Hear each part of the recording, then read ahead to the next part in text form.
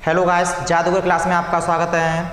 वो कहा है किसी ने कि रख हौसला वो मंजर भी आएगा, कि रख हौसला वो मंजर भी आएगा, और प्यासे के पास चलकर समंदर भी आएगा, प्यासे के पास चलकर समंदर भी आएगा। थक कर न बैठ ए मंजिल के मुसाफिर, थक कर न बैठ ए मंजिल के मुसाफिर, मंजिल भी मिलेगी और मिलने का मज़ा भी आएगा, मंजिल भी मिलेगी और मिलने का मज़ा भी आएगा।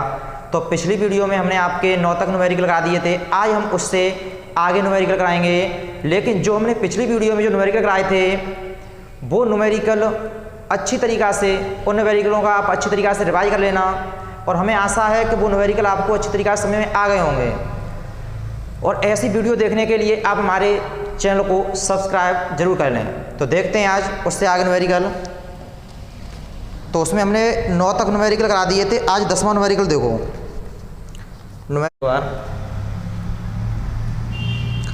इसमें यह कह रहा है एक समांतर प्लेट संधारित्र की प्रत्येक प्लेट का क्षेत्रफल, समांतर प्लेट संधारित्र है उसके प्रत्येक प्लेट का क्षेत्रफल दे रहा है ए बराबर 3 × 10⁻² मीटर स्क्वायर।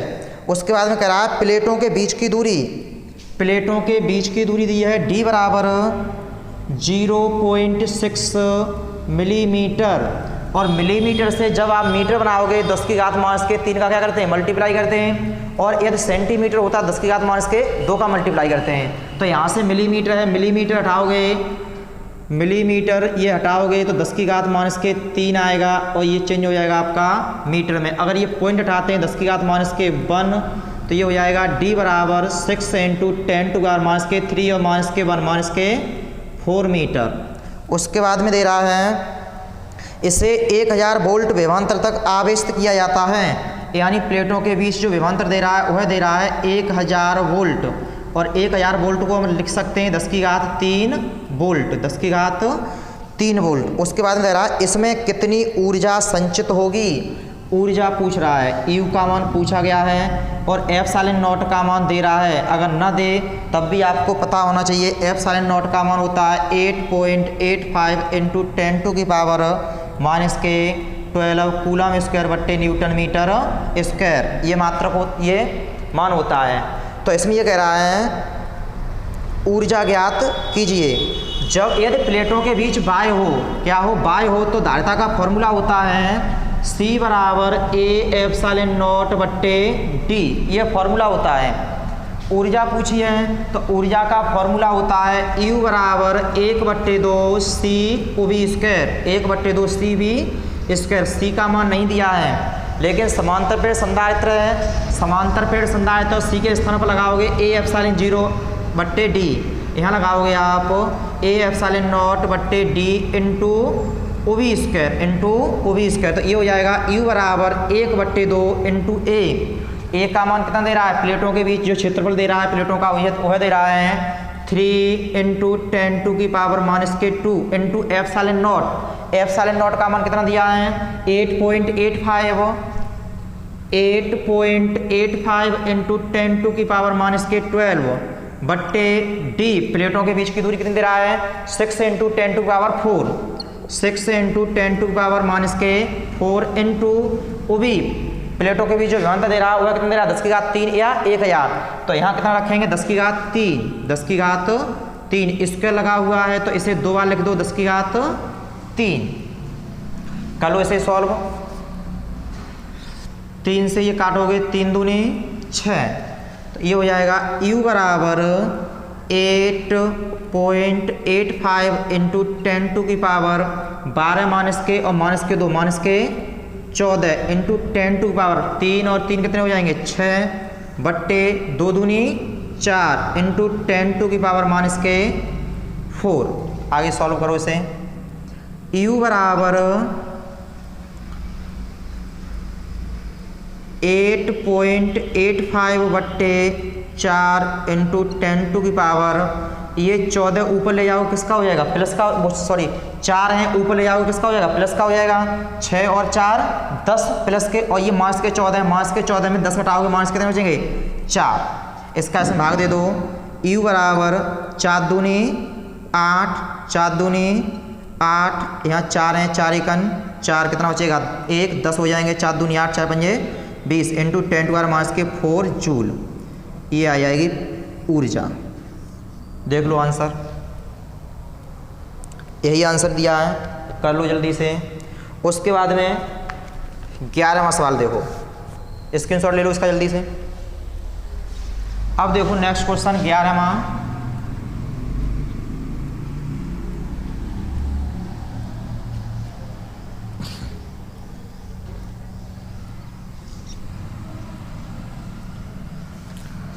अब देखो 11वां क्वेश्चन दे रहा है, एक 8 माइक्रोफेरेड के संधारित्र का विभवांतर 20 वोल्ट से बढ़ाकर 30 वोल्ट कर देने पर उसकी स्थितिज ऊर्जा में हुई वृद्धि की गणना कीजिए। संधारित्र है तो उसकी जो धारिता दे रहा है वह दे रहा है C बराबर 8 माइक्रोफेरेड, माइक्रोफेरेड से क्या बनाओगे फेरड, तो 10⁻⁶ का क्या कर देंगे मल्टीप्लाई कर देंगे, और जो विभवांतर है उसका वह V1 बराबर यानी 20 वोल्ट से बढ़कर कितना हो जाता है V2 का मान 30 वोल्ट, V2 यानी 20 वोल्ट से बढ़कर 30 वोल्ट हो जाता है। तब ये कह रहा है ऊर्जा में, इस ऊर्जा में वृद्धि गणना कीजिए।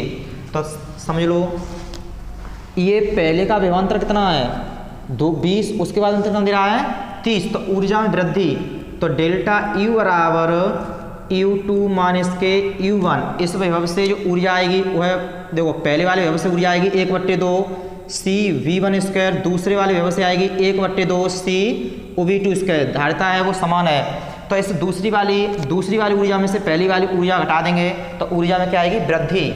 तो डेल्टा U बराबर U2 का मान दे रहा है 1/2 C V2² माइनस के 1/2 C V1², पहले वाले विभव से ऊर्जा ये होगी, दूसरे वाले विभव से ऊर्जा ये वाली होगी, और पहले वाले विभव से ऊर्जा ये होगी। पूरे में से कॉमन ले लो 1/2 C, यहाँ क्या है V2², यहाँ क्या है आपका V1², तो डेल्टा U बराबर 1/2 C का मान कितना दे रहा है 8 इंटू 10⁻⁶, V2 का मान कितना है 30 है, और यहाँ 30 का वर्ग कितना हो जाएगा 900, V1 का मान कितना है 20 का वर्ग कितना हो जाएगा 400, 2 से काट दोगे 2 चौका 8, तो ऊर्जा में वृद्धि हो जाएगी 4 एकन 4 इंटू 10⁻⁶ इंटू 900 में से 400 हटाओ कितना बचेगा 500, तो डेल्टा U बराबर 500 का 4 में गुणा कर देंगे कितना हो जाएगा 2000 इंटू 10⁻⁶, डेल्टा U बराबर 1 2 3, यहाँ घात हो जाएंगे आपकी 10⁻³ जूल, ये हो जाएगी ऊर्जा में वृद्धि। कर लो जल्दी से। अब नेक्स्ट क्वेश्चन देखो 12वां, थोड़ा बड़ा क्वेश्चन है ये,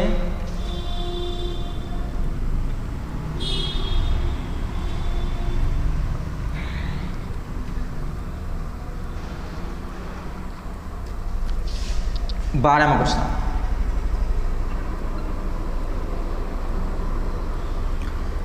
देखो इसमें ये दे रहा है धातु के 2 आवेशित गोलों की त्रिज्या है, 2 गोले हैं धातु के, एक गोला ये है और एक गोला ये है, 2 गोले हैं जिनकी त्रिज्या दे रहा है 5 सेंटीमीटर और 10 सेंटीमीटर हैं। इस वाले गोले की त्रिज्या R1 बराबर दे रहा है 5 सेंटीमीटर और इस वाले गोले की त्रिज्या R2 बराबर दे रहा है 10 सेंटीमीटर, यानी इससे ठीक बड़ा दोना बड़ा गोला है। उसके बाद में दोनों गोलों पर अलग अलग 75 माइक्रोकूलम का आवेश है। इस वाले पर आवेश है Q1 बराबर 75 माइक्रोकूलम और इतना ही आवेश दूसरे गोले पर है 75 माइक्रोकूलम। दोनों गोलों पर जो आवेश है वो कैसा आपका समान है। उसके बाद में किसी चालक तार द्वारा दोनों गोलों को जोड़ दिया जाता है। इन दोनों गोलों को जब हम किसी चालक तार द्वारा जोड़ देते हैं, इस तरीका से जोड़ देते हैं, इस तरीका से जब हम जोड़ देंगे, यानी अभी इस पे आवेश कितना था Q1, इस पे आवेश Q2 था। जब इन चालकों को एक पतले तार से जोड़ देते हैं तो हमने पीछे आपको थ्योरी पढ़ाया था आवेशों का पुनर्वितरण, आवेशों का पुनर्वितरण, जब चालकों को दोनों चालकों को एक पतले तार से जोड़ देते हैं तो जो धनावेश होता है वो उच्च विभव से निम्न विभव की ओर जाता है। उच्च विभव से कहाँ जाता है? निम्न विभव की ओर जाता है। जब आवेश एक चालक से दूसरे चालक में जाएगा, एक गोले से दूसरे गोले में जाएगा, तो आवेश का क्या होगा? यानी आवेश में क्या होगी? चेंजिंग होगी। जैसे अभी इस पर आवेश Q1 है, इस पर आवेश Q2 है, तो इस पर आवेश हो जाएगा आपका Q1 डैश और इस पर आवेश हो जाएगा आपका Q2 डैश। जो आवेश होगा वो ऊंचे विभव वाले चालक से नीचे विभव वाले चालक की ओर जाएगा। त्रिज्या दोनों गोलों की समान है तो धारिता भी इन दोनों गोलों की कैसी होगी? समान होगी। इसकी C1 होगी, इसकी C2 होगी, तो इसकी भी C1 होगी, इसकी भी C2 होगी। लेकिन विभव जो होगा वो कैसा हो जाएगा? समान, क्योंकि आवेश का स्थानांतरण तब तक होता है जब तक के दोनों गोलों के विभव समान नहीं हो जाते हैं। जब तक दोनों गोलों के विभव कैसे हो जाते हैं? समान नहीं हो जाते हैं। जब तक दोनों गोलों के विभव समान नहीं होंगे तब तक आवेश का स्थानांतरण होता रहेगा। और उसके बाद में ये कह रहा है जोड़ने के पश्चात गोलों का उभयनिष्ठ विभव ज्ञात कीजिए। जब ये दोनों चालक, जब ये गोलों को जब एक पतले तार से जोड़ देते हैं तब इनका उभयनिष्ठ विभव ज्ञात कीजिए। समझ लो पहले, अच्छी तरीक़ा से समझ लो पहले। इसकी जो धारिता होगी, धारिता में कोई चेंजिंग नहीं होगी, धारिता में कोई चेंजिंग नहीं होगी, केवल आवेश का स्थानांतरण होगा।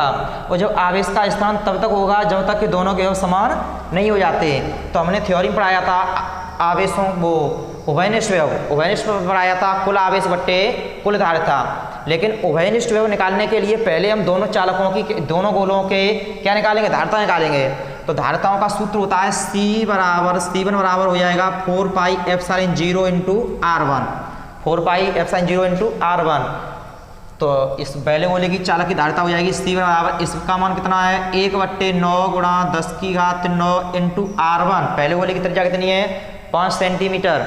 और 5 सेंटीमीटर से मीटर बनाओगे तो यहाँ हो जाएंगे 5 गुणा 10⁻²। C1 बराबर 5 एकन 5, 5/9 गुणा 10⁻, ये 9 ऊपर ले जाओ, किसका हो जाएगा? माइनस का हो जाएगा। माइनस के 2 ऊपर है, माइनस के 2 माइनस के 9 कितना हो जाएगा? माइनस के 11 फैरड। ये हो गई आपकी पहले गोले की धारिता। ऐसे ही दूसरे गोले की धारिता निकालोगे तो ये फॉर्मूला लगाओगे C2 बराबर 4 पाई एप्सिलॉन 0 इंटू R2। तो C2 बराबर 4 पाई एप्सिलॉन 0 का मान कितना है? 1/9 गुणा 10⁹ इंटू R2। R2 का मान कितना दे रहा है? 10 सेंटीमीटर। और सेंटीमीटर से क्या बनाओगे? मीटर। तो C2 बराबर 10 एकन 10, 10/9 गुणा 10⁻, ये 9 ऊपर ले जाओ, किसका हो जाएगा? माइनस का हो जाएगा। माइनस के 2 माइनस के 9 माइनस के 11 फैरड। क्योंकि पहले गोले की धारिता में घात में 10⁻, माइनस के 11 है, तो दूसरे में हम घात में 10⁻, माइनस के 11 ही रखेंगे। कैलकुलेशन करने में कोई दिक्कत नहीं होगी आगे चल के। अब हमें क्या निकालना है? उभयनिष्ठ विभव। जोड़ने के बाद जब दोनों चालकों को जोड़ दिया जाता है तो उसके बाद में कह रहा है उभयनिष्ठ विभव ज्ञात कीजिए। तो उभयनिष्ठ विभव देखो ध्यान से, उभयनिष्ठ विभव सूत्र ये पढ़ा होगा आपने, Q बराबर CV। तो यहाँ से UV का मान निकालेंगे तो UV बराबर कितना हो जाएगा? Q/C। Q का मतलब कुल आवेश, C का मतलब कुल धारिता। यानी उभयनिष्ठ विभव निकालना है तो फॉर्मूला हो जाएगा आपका कुल आवेश बट्टे कुल धारिता। यानी कहोगे UV बराबर कुल आवेश बट्टे कुल धारिता। चाहे गोले पतले तार से जुड़े हों या ना जुड़े हों, जोड़ने से पहले या जोड़ने के बाद दोनों जो गोले हैं उनकी धारिता कैसी है? समान है। और आवेश ध्यान से समझना, जब आवेश स्थानांतरण हो जाएगा लेकिन टोटल जो आवेश होगा वो जोड़ने से पहले और जोड़ने के बाद में टोटल जो आवेश होगा वो बराबर रहेगा। आवेश बढ़ेगा नहीं। आवेश का केवल स्थानांतरण होता है, आवेश को उत्पन्न नहीं किया जा सकता है। आवेशों के संरचना में पढ़ाया था, आवेश को न तो उत्पन्न किया जा सकता है और न ही नष्ट किया जा सकता है, बल्कि आवेश एक चालक से दूसरे चालक में हम ट्रांसफर कर सकते हैं। जो टोटल आवेश पहले था वही टोटल आवेश बाद में रहेगा। तो कुल आवेश कितना हो जाएगा आपका? कुल आवेश जोड़ दो, कुल आवेश यानी पहले Q1 उसके बाद में Q2, Q1 प्लस Q2, यहाँ कुल धारिता कितनी हो जाएगी? C1 प्लस के C2। कुल आवेश बट्टे कुल धारिता का फॉर्मूला लगा दिया तो OV बराबर Q1 कितना है आपका? 75 माइक्रो कूलम से क्या बनाओगे? कूलम। ऐसे ही Q2 का मान कितना है? 75 गुणा 10⁻⁶। C1 और C2 के मान रख दो। C1 का मान है 5/9 गुणा 10⁻⁻11 प्लस C2 का मान है 10/9 गुणा 10⁻⁻11। सॉल्व कर दो इसे तो वो भी बराबर 75 और 75 कितना हो जाएगा 150 गुणा 10 की घात ये -6 रहेंगे। अब यहाँ 10 की घात -11 कॉमन ले लोगे और इसे ऊपर भेज सकते हो, ऊपर भेज दोगे तो ये किसका हो जाएगा प्लस का। देखो ये 10 की घात यहाँ 11 कॉमन ले लें और इसे ऊपर ले जाओ किसकी हो जाएंगी ये प्लस की घात हो जाएंगी। और नीचे कितना है 5/9 और ये 10/9, यहाँ है 5/9, यहाँ है आपका 10/9।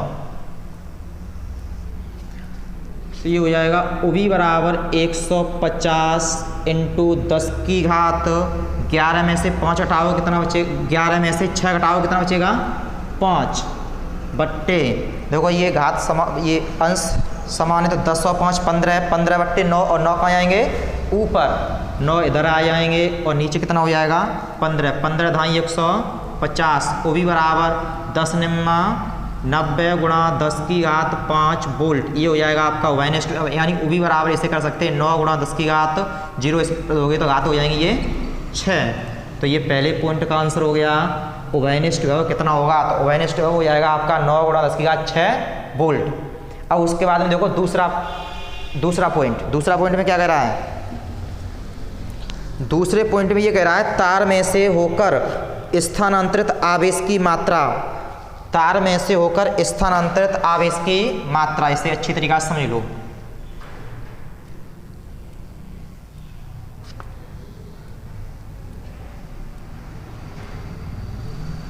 तो C1 का ये मान इतना था और C2 का मान, क्योंकि इसमें यूज होगा तो C2 का मान कितना है, चलो C1 का मान तो है ही यार।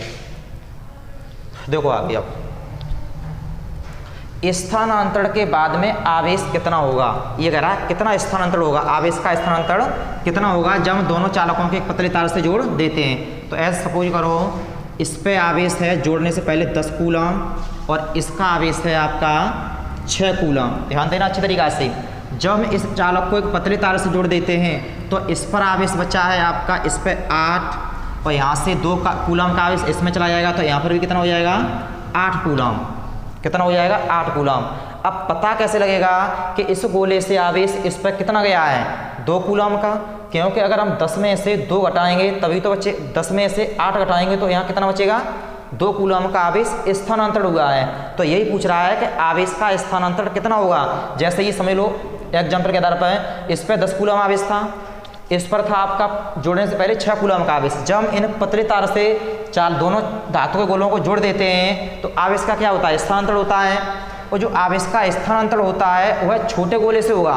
किससे होगा, छोटे गोले से होगा। जो गोला छोटा होगा उसका विभव कैसा होगा ज़्यादा।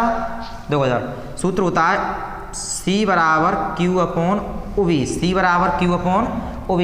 धारिता का मतलब होता है धारण करने की क्षमता, धारिता का मतलब होता है धारण करने की क्षमता। और जिस गोले की त्रिज्या कम होगी उसकी धारिता कम होगी, और जिस गोले की त्रिज्या अधिक होगी उसकी धारिता अधिक होगी। और जिस गोले की त्रिज्या कम होगी, ध्यान देना, जिस गोले की त्रिज्या कम होगी उसकी धारिता कम होगी, और जिसकी धारिता कम होगी उसका विभव कैसा होगा अधिक। और जो आवेश होता है वो उच्च विभव से निम्न विभव की हो जाता है। तो जो ये छोटा वाला गोला है इसका विभव कैसा हो जाएगा उच्च। तो जो आवेश का स्थानांतरण होगा वो छोटे गोले से बड़े गोले की तरफ होगा। ध्यान देना अच्छी तरीके से। फिर ये पॉइंट समझ लो, ये Q बराबर CV फॉर्मूला होता है। हमें यहाँ से विभव निकालना है कि विभव किस गोले पर अधिक होगा। तो यहाँ से B का फॉर्मूला क्या बन जाएगा, OV बराबर Q/C, OV बराबर Q/C, ये विभव का फॉर्मूला बनेगा। अब यदि धारिता इस यहाँ पर अधिक होगी, धारिता अधिक होगी जिस गोले की, उसका विभव कम होगा, और जिस गोले की धारिता कम होगी उसका विभव कैसा होगा अधिक होगा। और धारिता का अर्थ होता है धारण करने की क्षमता। जिस गोले पर धारण करने यानी आवेश ज़्यादा धारण होगा, जिसकी धारिता अधिक होगी उस पर धारण करने का जो आवेश होगा उस पर ज़्यादा धारण होगा। तो इसमें देखो इस गोले की जो त्रिज्या है वो कैसी है कम, तो धारिता भी कम, और धारिता कम तो इसका विभव होगा वो कैसा होगा ज़्यादा, इसका विभव कैसा होगा ज़्यादा। तो जो आवेश का स्थानांतरण तो होगा वो छोटे गोले से बड़े गोले की तरफ होगा, छोटे गोले से बड़े गोले की तरफ होगा। तो ये वाला जो गोला छोटा है, ये वाला गोला बड़ा है, तो आवेश का जो स्थानांतरण होगा वो छोटे गोले से बड़े गोले की तरफ होगा, ये ध्यान रखना है। तो जैसे पहले 10 कूलम का आवेश था, इस पर 6 कूलम का आवेश था, अब यहाँ पर बचा है 8 कूलम का आवेश, और यहाँ हो गया आपका 8 कूलम का आवेश। इसका मतलब ये है कि यहाँ 10 था, अब ये 8 बचा है, तो इसमें से 10 में से 8 घटाएं कितना बचेगा 2, तो जो आवेश का स्थानांतरण हुआ है वो कितने कूलम का हुआ है? 2 कूलम का। कितने का हुआ है?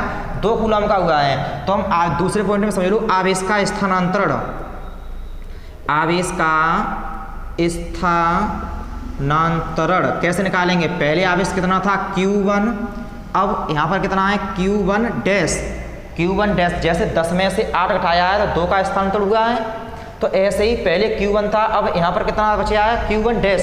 तभी तो पता लगेगा, Q1 में से Q1 डैश हटा दोगे, पता लग जाएगा कि आवेश का स्थानांतरण कितना कूलम हुआ है, कितने कूलम हुआ है। ये तो हमने एग्जाम्पल के आधार पर समझाया था आपको।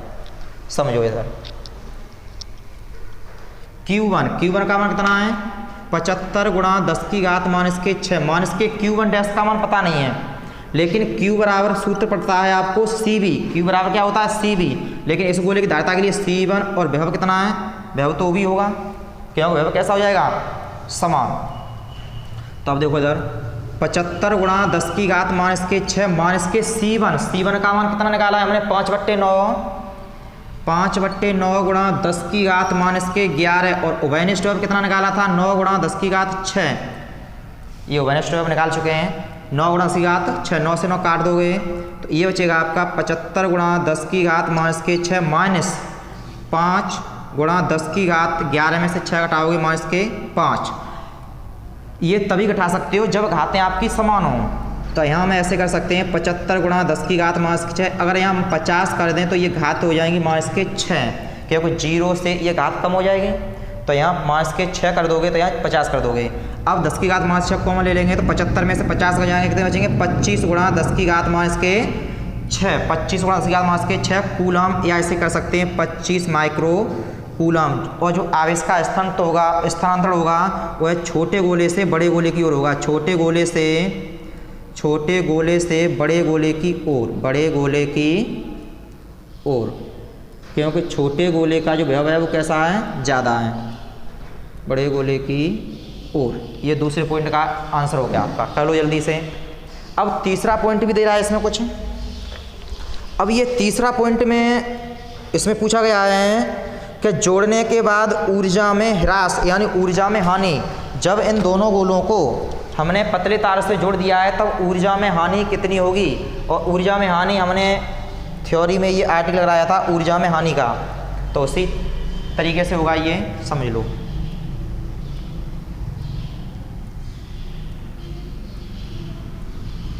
तीसरा पॉइंट,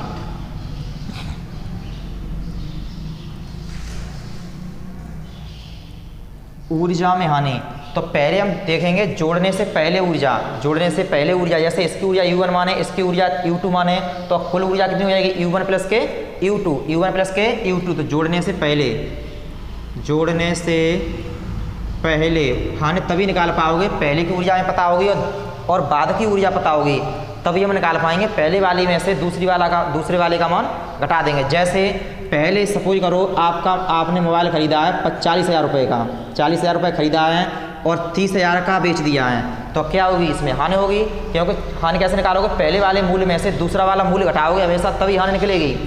अगर हानि शब्द दे रहा है कि ऊर्जा में हानि कितनी होगी, तो ये समझ लो पहले वाली जो ऊर्जा होगी कुल ऊर्जा, उसमें से दूसरी वाली कुल ऊर्जा को घटा देंगे तो ऊर्जा में क्या निकलेगी? हानि। तो हम पहले पता होना चाहिए कि पहली वाली ऊर्जा कितनी है, जोड़ने से पहले कुल ऊर्जा कितनी है, जोड़ने से पहले कुल ऊर्जा U बराबर U1 प्लस के U2। इस वाले गोले की U1 मान हो गए, इस वाले की गोले की U2। अब हमें ये देखना है, वैसे ऊर्जा के हमने कई सूत्र बताए थे, 1/2 CV² Q² अपॉन 2C, एक बताया था 1/2 QV। अब हमें ये पता है इस गोले पर क्या चीज़ पता है, इस पर क्या पता है, इस पर क्या पता है, इस पर क्या पता है। जिसके मान पता होंगे उसी हिसाब से हम सूत्र लगा देंगे। तो हमें इस पर देखो इधर, इस पर आवेश पता है और इस गोले की धारिता भी पता है। इस गोले पर आवेश पता है, इस गोले की धारिता पता है, तो हम फॉर्मूला लगाएंगे Q² अपॉन 2C। तो यहाँ लगा देंगे Q1² upon 2C1। Q² upon 2C से Q1²/2C1, पहले गोले की बात हो गई है। ऐसे ही दूसरे गोले पर ये हो जाएगा Q2²/2C2, दूसरे गोले की धारिता। अब U बराबर पहले गोले पर आवेश कितना है? 75 गुणा 10 की घात -6, और क्या करोगे इसका वर्ग, बट्टे 2। C1 का मान कितना निकाला था हमने 5/9 गुणा 10 की घात माइनस के 11, ये निकाल चुके हैं C1 और C2 के मान। प्लस Q2 का मान कितना है 75 गुणा 10 की घात माइनस के 6 का वर्ग बट्टे 2। C2 का मान कितना निकाला था हमने 10/9 गुणा 10 की घात माइनस के 11। अब इससे अगर आप सॉल्व कर दोगे तो U का मान आ जाएगा, जोड़ने से पहले कुल ऊर्जा आएगी, तो आप इतनी एक कैलकुलेशन कर लेना आप, ठीक है। अब जोड़ने के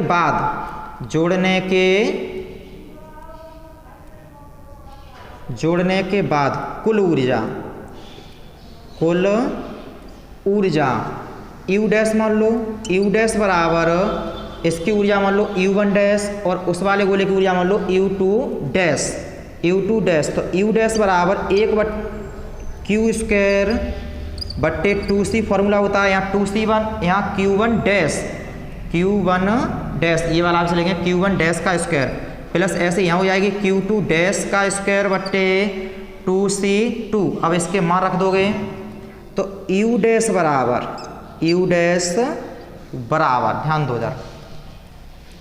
अब इस पर जो आवेश है पता नहीं है और इसका आवेश हमें पता नहीं है, लेकिन विभव पता है, सही है। तो ये सूत्र में लगाओ, ये मान पता नहीं है, तो इस तरीक़ा से निकाल सकते हो वैसे C1 V1 से, लेकिन कैलकुलेशन बड़ी हो जाएगी, ऐसे कर लो इसे 1/2।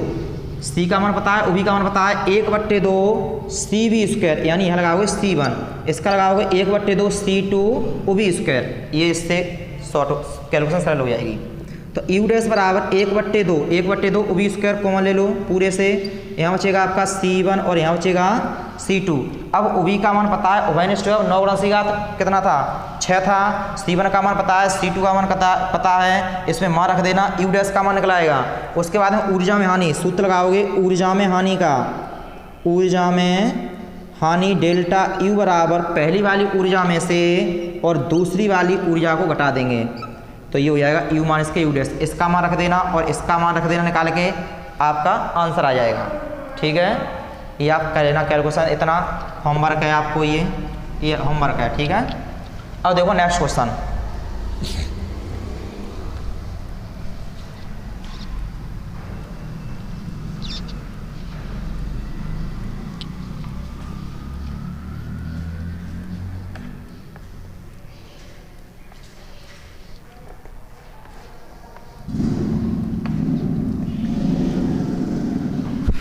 देखो 13वां क्वेश्चन में क्या कह रहा है,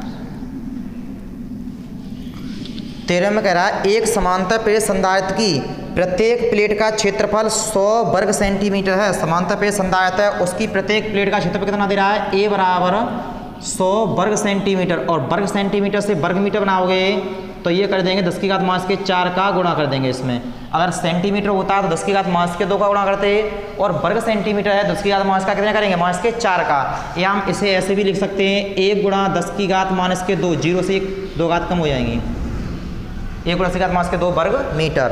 उसके बाद में प्लेटों के बीच की दूरी दे रहा है D बराबर 0.05 सेंटीमीटर। सेंटीमीटर से क्या बनाओगे, मीटर, और ये पॉइंट हटाओगे तो घात हो जाएंगी 5 गुणा 10 की घात माइनस के 4 मीटर। अब उसके आगे देखो, इनके बीच एक परावैद्युत पदार्थ भरने पर संधारित्र की धारिता, परावैद्युत पदार्थ भरने पर संधारित्र की धारिता दे रहा है। तो पहले बाय में धारिता निकाल लो, बाय में धारिता यानी CO बराबर फॉर्मूला होता है A एप्सिलॉन 0/D। तो CO बराबर A का मान कितना दे रहा है, 1 गुणा 10 की घात माइनस के 2, एप्सिलॉन नॉट का मान कितना है 8.85, इधर कर दो देखो, इधर पहले बाय में धारिता निकालोगे तो CO बराबर फॉर्मूला लगाओगे A एप्सिलॉन 0/D।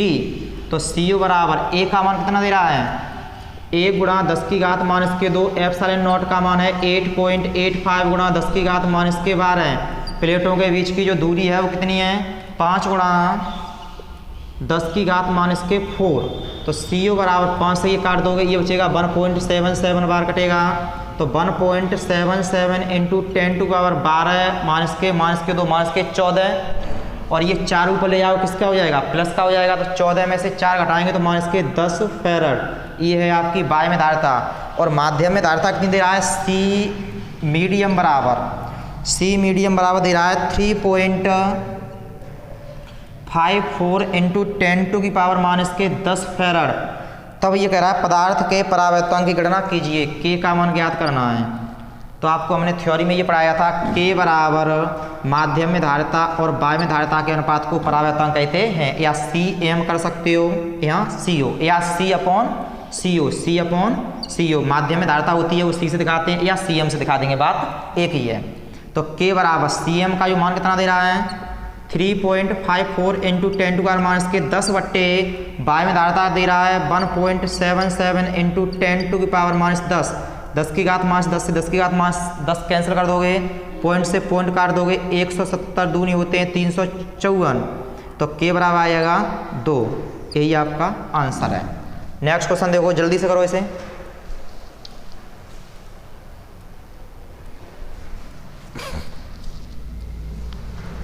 अब देखो नेक्स्ट क्वेश्चन दे रहा है एक वायु संधारित्र की 2 माइक्रोफैरड धारिता कितनी दे रहा है, 2 माइक्रोफैरड है। यदि उसकी प्लेटों के बीच कोई अन्य माध्यम रखने पर धारिता 12 माइक्रोफैरड हो जाए तो माध्यम के परावैद्युतांक की गणना कीजिए। माध्यम के परावैद्युतांक की गणना कीजिए। देखो बहुत सरल है सवाल। 14वां सवाल, वायु में धारिता दे रहा है CO बराबर 2 माइक्रोफैरड और माध्यम में धारिता दे रहा है 12 माइक्रोफैरड। तब कह रहा है परावैद्युतांक के का मान ज्ञात कीजिए, के का मान ज्ञात कीजिए। तो के बराबर अभी वाला भी फॉर्मूला लगाओगे CM बट्टे CO। के बराबर CM का मान कितना है 12 और CO का मान कितना है 2। अगर माइक्रोफैरड से फैरड बनाओगे 10 की घात -6 10 की घात -6 काट देंगे तो बात तो वही रहेगी, कोई दिक्कत नहीं है उससे। तो 2 से काट दो, 2 छक्के 12, यानी के बराबर आएगा आपका 6। परावर्तन का मान कितना आएगा 6। 15वां क्वेश्चन देखो, 15वां क्वेश्चन है, पहले पढ़ लो इसे। 15 में ये कह रहा है किसी समांतर प्लेट संधारित्र की प्लेटों के बीच विभवांतर 200 वोल्ट है। प्रत्येक प्लेट का क्षेत्रफल 100 वर्ग सेंटीमीटर है और उनके बीच की दूरी 1 mm हो, यानी 1 मिलीमीटर हो। यदि इनके बीच का माध्यम वायु हो तो संधारित्र द्वारा लिए गए आवेश का परिकलन कीजिए। यदि प्लेटों के बीच 2.25 परावैद्युतांक का माध्यम हो तो इतने ही आवेश के लिए विभवांतर कितना होगा। देखो ध्यान से, अच्छा सवाल है ये।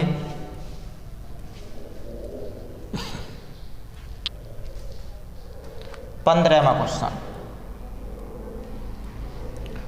किसी समांतर पे संधारित्र की प्लेटों के बीच विभवांतर जो दे रहा है वह दे रहा है 200 वोल्ट। ओ भी बराबर दे रहा है 200 वोल्ट और प्रत्येक प्लेट का क्षेत्रफल ए बराबर 100 वर्ग सेंटीमीटर। 100 वर्ग सेंटीमीटर, वर्ग सेंटीमीटर से वर्ग मीटर बनाओगे तो 10 की घात -4 का इसमें मल्टीप्लाई कर देंगे तो ए बराबर हो जाएगा 1 गुणा 10 की घात -2 वर्ग मीटर। आगे देखो, प्लेटों के बीच की दूरी दे रहा है डी बराबर 1 मिलीमीटर 1 mm और मिलीमीटर से मीटर बनाओगे 10 की घात -3 का मल्टीप्लाई कर देंगे। तब कह रहा है यदि इनके बीच का माध्यम वायु हो तो संधारित्र द्वारा लिए गए आवेश का परिकलन कीजिए। जब प्लेटों के बीच में क्या रखी हो, वायु रखी हो तो आवेश की गणना कीजिए। तो Q बराबर सूत्र होता है Q बराबर CV। Q बराबर क्या होता है CV। लेकिन वायु के लिए अब हमें C का मान तो पता नहीं है और C का मान पता नहीं है तो संधारित्र की धारिता का सूत्र होता है C बराबर AF⁻⁷ होता है वायु के लिए। वायु के लिए सूत्र क्या होता है AF⁻⁷ तो यहाँ क्या रखोगे AF⁻⁷ इंटू UV। Q बराबर A का मान कितना दे रहा है 1 गुणा 10 की घात -2। F⁻0 का मान होता है 8.85 गुणा 10 की घात -12 इंटू UV। UV का मान कितना दे रहा है 200 बट्टे D का मान दे रहा है 1 गुणा 10 की घात -3। ध्यान से समझ लो, ये 10 की घात -2 है, ये डबल जीरो का मतलब हो जाएगा 10 की घात 2, तो इससे ये 0 से 10 की घात -2 काट देंगे तो Q बराबर हो जाएगा आपका 2 का इसमें मल्टीप्लाई कर दें 2 पंजे 10, 2 अट्ठे 16 और 1 17, 2 अट्ठे 16 और 1 17, 1 2 अंक बाद पॉइंट है इंटू 10 टू की पावर, ये 3 ऊपर ले जाओ किसका हो जाएगा प्लस का हो जाएगा और 12 में से 3 घात घटाओगे कितनी बचेंगी? -9। अगर इसमें से एक घात कम कर दे तो यहाँ पॉइंट इधर आ जाएगा।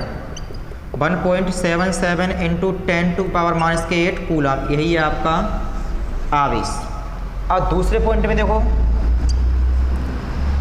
दूसरे पॉइंट में ये कह रहा है कि यदि प्लेटों के बीच 2.5 परावैद्युतांक का माध्यम हो तो, यानी परावैद्युतांक प्लेटों के बीच में परावैद्युतांक कितना हो?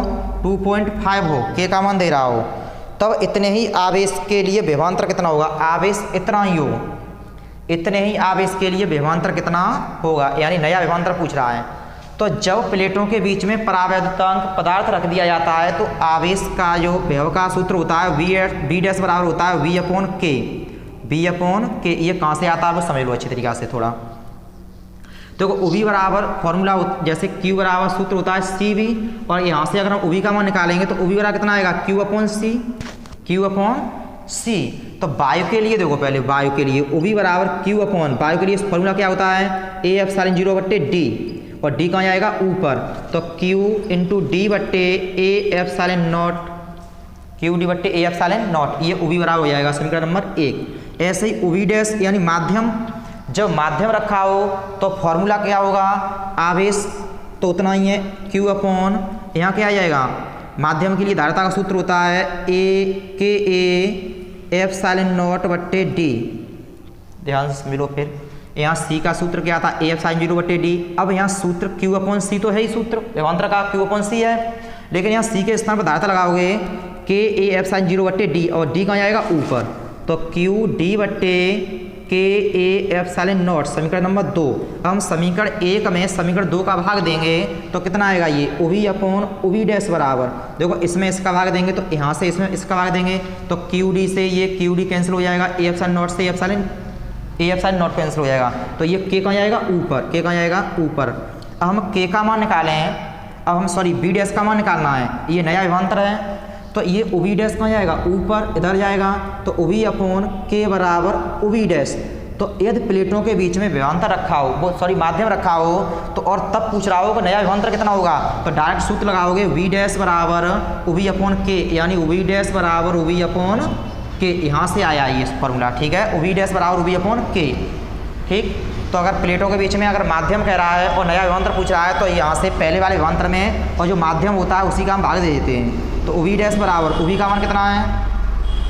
OV का मान दे रहा है 200, और K का मान कितना दे रहा है? 2.5।